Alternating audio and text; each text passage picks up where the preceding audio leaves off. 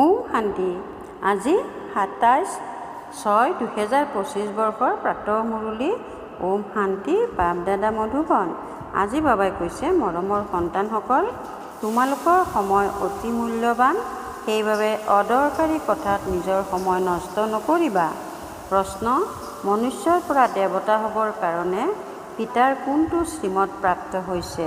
উত্তৰ: সন্তানসকল, তোমালোক যিহেতু মনুষ্যৰ পৰা দেৱতা হোৱাগৈ, গতিকে 1 নম্বৰ, কোনো আসুৰিক স্বভাৱ থকা উচিত নহয়। 2 নম্বৰ, কাৰো প্ৰতি ক্ৰোধ কৰিব নালাগে। 3 নম্বৰ, কাকো দুখ দিব নালাগে।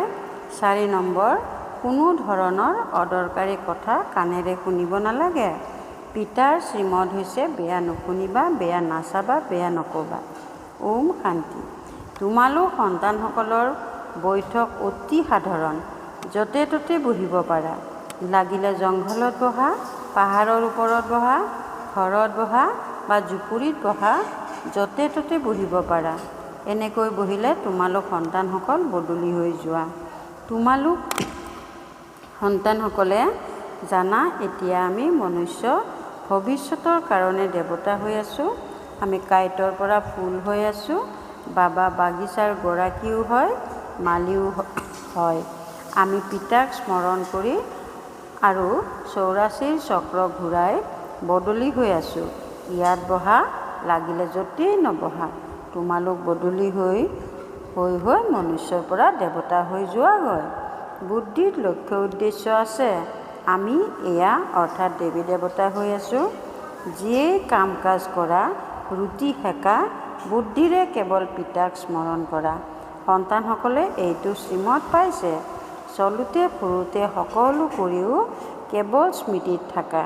পিতাৰ স্মৃতিৰে উত্তৰাধিকাৰো স্মৃতিলৈ আহে।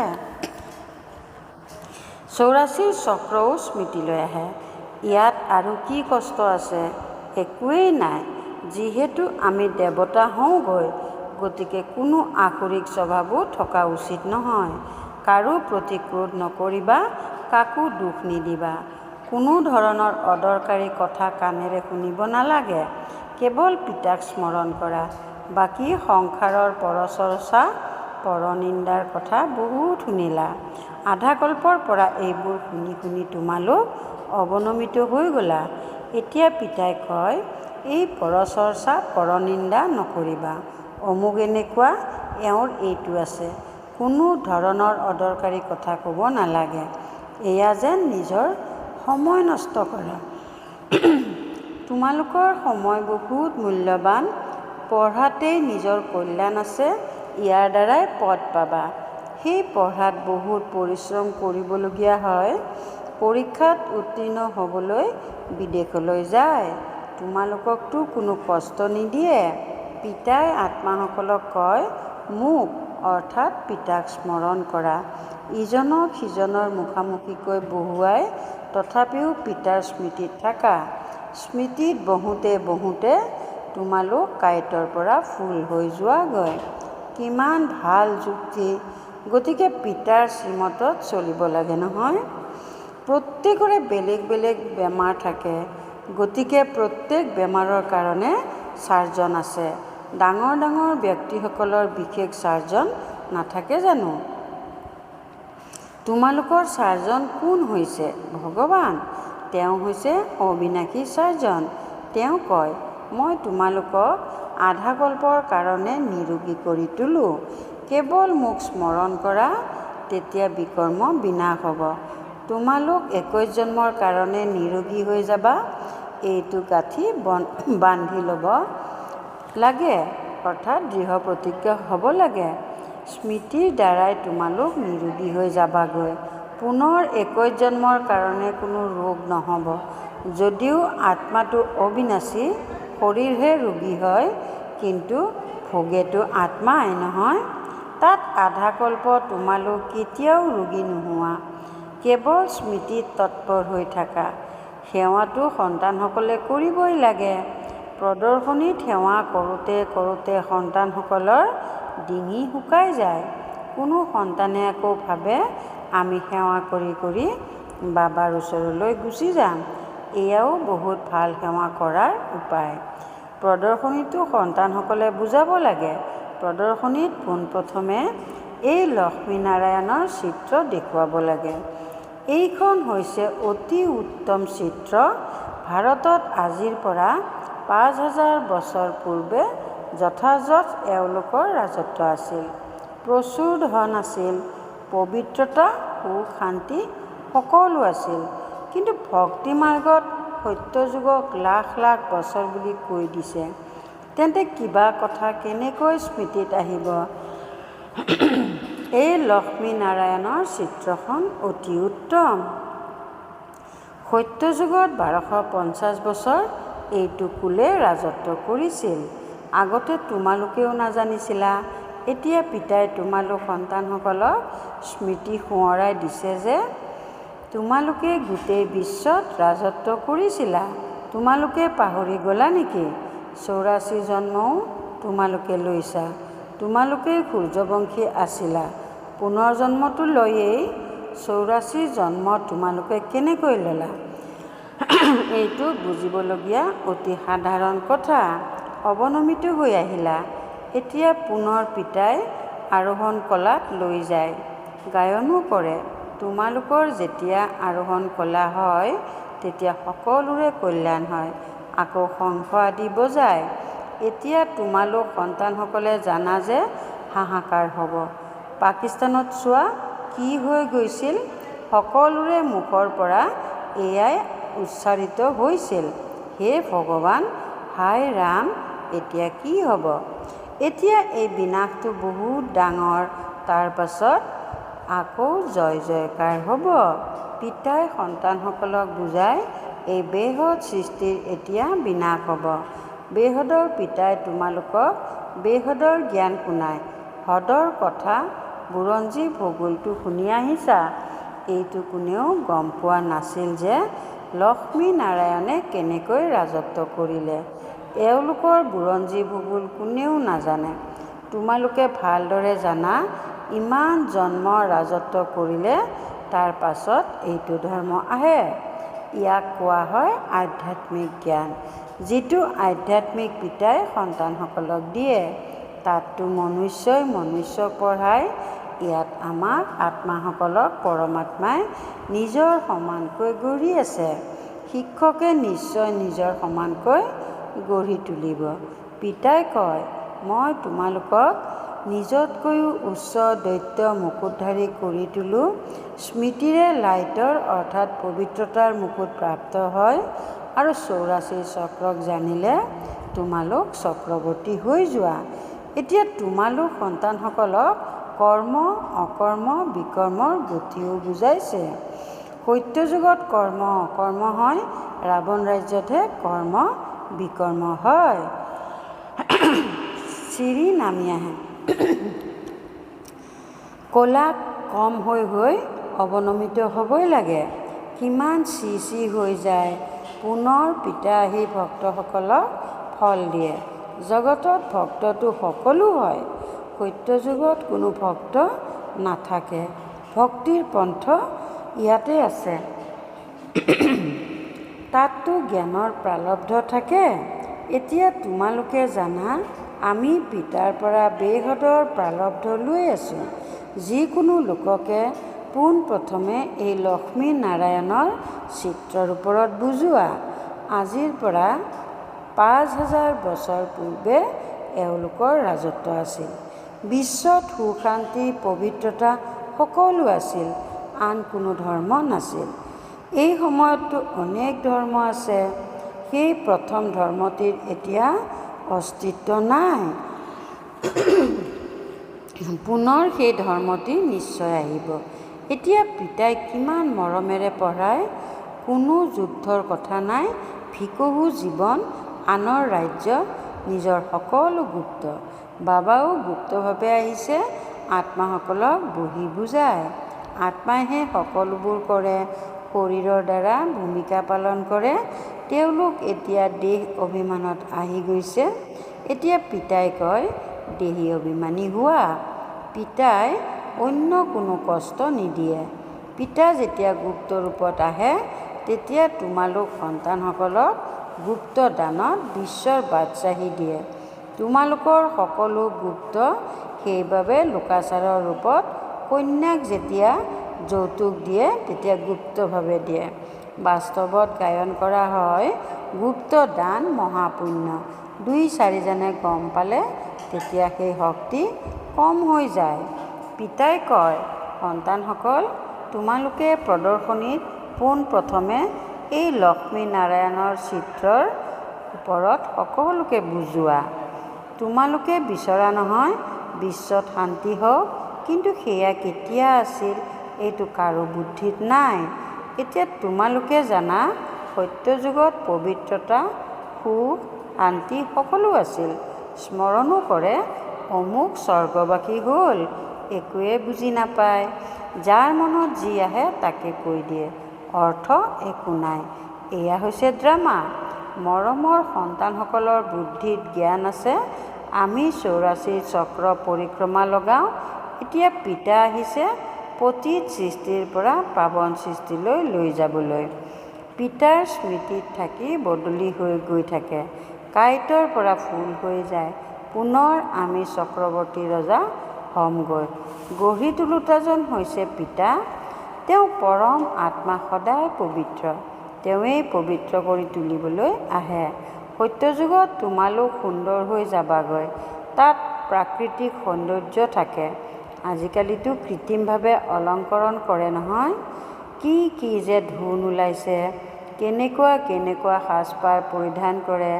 আগতে মহিলাসকল বহুত পৰ্দাৰ আঁৰত আছিল যাতে কাৰো দৃষ্টি নপৰে। এতিয়াতো আৰুহে খোলোচা কৰি দিছে, গতিকে য'তে ত'তে মলিনতা বাঢ়ি গৈছে। পিতাই কয়, বেয়া নুশুনিবা। ৰজাৰ শক্তি থাকে। ঈশ্বৰৰ অৰ্থে দান কৰে, গতিকে তাত শক্তি থাকে। ইয়াততো কাৰো শক্তি নাই। যাৰ যি মন যায় সেয়াই কৰি থাকে। বহুত লেতেৰা মনুষ্য। তোমালোক বহুত সৌভাগ্যশালী হোৱা যে নাৱৰীয়াই হাতত ধৰিছে। তোমালোকেই কল্পই কল্পই নিমিত্ত হোৱা। তোমালোকে জানা প্ৰথমে মুখ্য হৈছে দেহ অভিমান, তাৰ পাছতহে সকলো ভূত আহে। পৰিশ্ৰম কৰিব লাগে। নিজক আত্মা বুলি বুজি পিতাক স্মৰণ কৰা। এয়া কোনো তিতা দৰৱ নহয়। কেৱল কয় নিজক আত্মা বুলি বুজি পিতাক স্মৰণ কৰা। তেতিয়া পিতাৰ স্মৃতিত যিমানেই খোজ নাকাঢ়া কেতিয়াও ভৰি ভাগৰি নপৰিব। পাতল হৈ যাবা। বহুত সহায় পোৱা যায়। তোমালোক মাষ্টাৰ সৰ্বশক্তিমান হৈ যোৱাগৈ। তোমালোকে জানা আমি বিশ্বৰ মালিক হওঁ। পিতাৰ ওচৰলৈ আহিছোঁ আৰু কোনো কষ্ট নিদিয়ে। কেৱল সন্তানসকলক কয়, বেয়া নুশুনিবা। যিসকল সেৱাধাৰী সন্তান তেওঁলোকৰ মুখেৰেতো সদায় জ্ঞানৰত্নহে উচ্চাৰিত হ'ব। জ্ঞানৰ কথাৰ বাহিৰে অন্য কোনো কথা মুখেৰে উচ্চাৰিত হ'ব নোৱাৰে। তোমালোকে ব্যৰ্থ পৰচৰ্চা, পৰনিন্দাৰ কথা কেতিয়াও শুনিব নালাগে। সেৱা কৰোঁতাসকলৰ মুখেৰে সদায় ৰত্নহে উচ্চাৰিত হয়। জ্ঞানৰ কথাৰ বাহিৰে বাকীবোৰ হৈছে পাথৰ দলিওৱা। যদি পাথৰ নদলিয়ায় তেন্তে নিশ্চয় জ্ঞানৰত্ন দিয়ে। হয়, পাথৰ দলিয়াব, নহ'লে অবিনাশী জ্ঞানৰত্ন দিব, যাৰ মূল্য কথাৰে বৰ্ণনা কৰিব নোৱাৰি। পিতা আহি তোমালোকক জ্ঞানৰত্ন দিয়ে। সেয়া হৈছে ভক্তি। পাথৰেই দলিয়াই থাকে। সন্তানসকলে জানে বাবা অতি মৰমৰ। আধাকল্প গায়ন কৰি আহিছে, তুমি মাতা চ পিতা, কিন্তু অৰ্থ একোৱে বুজি পোৱা নাছিল। ভাটৌৰ সদৃশ কেৱল গায়ন কৰি আছিল।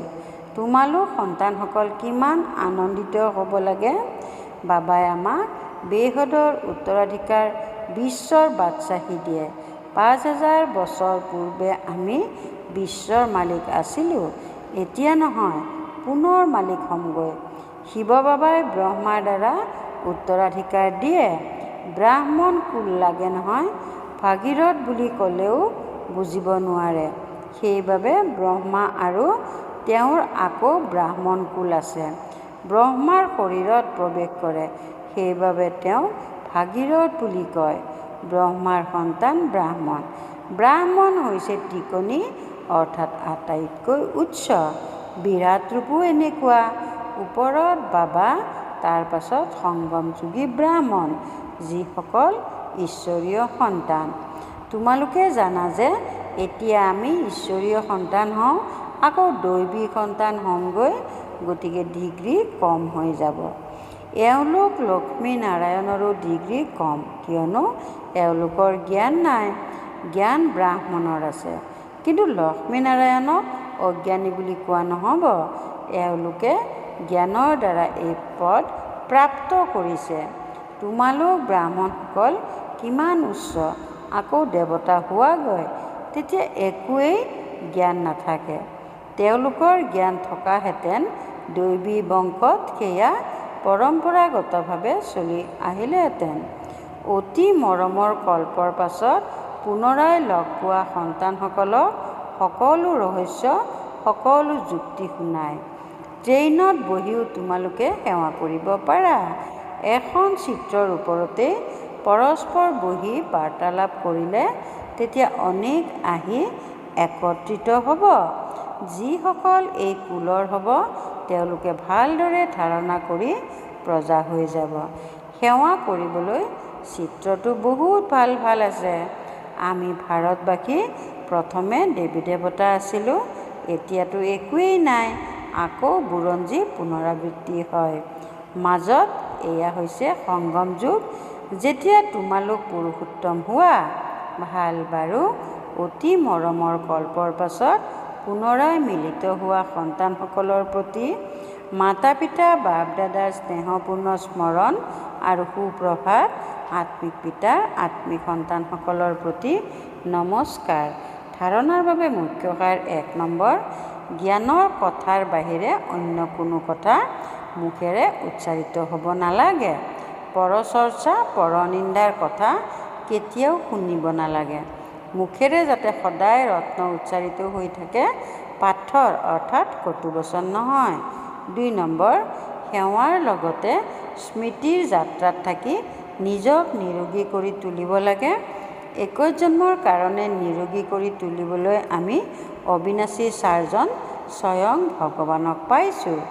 এইটো নিচাত বা আনন্দত থাকিব লাগে।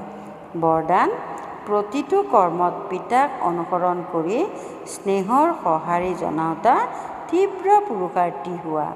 প্ৰতিটো কৰ্মত পিতাক অনুসৰণ কৰি স্নেহৰ সঁহাৰি জনাওঁতা তীব্ৰ পুৰুষাৰ্থী হোৱা। যাৰ প্ৰতি স্নেহ থাকে তেওঁক আপোনা আপুনি অনুসৰণ কৰা হয়। সদায় স্মৃতিত থাকিব লাগে, এয়া যি কৰ্ম কৰি আছোঁ সেয়া পিতাক অনুসৰণ কৰি কৰি আছোঁনে? যদি কৰা নাই তেন্তে বন্ধ কৰি দিয়া। পিতাক নকল কৰি পিতাৰ সমান হোৱা। নকল কৰিবলৈ যেনেকৈ কাৰ্বন কাগজ ব্যৱহাৰ কৰা হয়, তেনেকৈ মনোযোগী ৰূপী কাগজ ব্যৱহাৰ কৰা, তেতিয়া নকল হৈ যাব।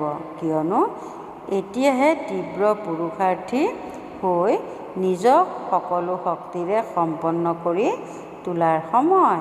যদি নিজে নিজক সম্পন্ন কৰিব নোৱাৰা তেন্তে সহযোগ লোৱা, নহ'লে আগলৈ অতি পলম হৈ যাব। শ্লোগান, সন্তুষ্টতাৰ ফল হৈছে প্ৰসন্নতা। প্ৰসন্নচিত হ'লে প্ৰশ্ন সমাপ্ত হৈ যায়। সন্তুষ্টতাৰ ফল হৈছে প্ৰসন্নতা। প্ৰসন্নচিত হ'লে প্ৰশ্ন সমাপ্ত হৈ যায়। ওম শান্তি। অব্যক্ত সংকেত, আত্মিক স্থিতিত থকাৰ অভ্যাস কৰা, অন্তৰ্মুখী হোৱা। কোনো দুৰ্বল আত্মাৰ দুৰ্বলতা নাচাবা। এইটো স্মৃতি ৰাখা যে ভিন্ন ভিন্ন প্ৰকাৰৰ আত্মা আছে। সকলোৰে প্ৰতি যাতে আত্মিক দৃষ্টি থাকে। আত্মা ৰূপত তেওঁক স্মৃতিলৈ আনিলে শক্তি দিব পাৰিবা। আত্মাই কৈ আছে, আত্মাৰ এইটো সংস্কাৰ, এইটো পাঠ দৃঢ় কৰা, তেতিয়া সকলোৰে প্ৰতি স্বতঃ শুভ ভাৱনা থাকিব। ওম শান্তি।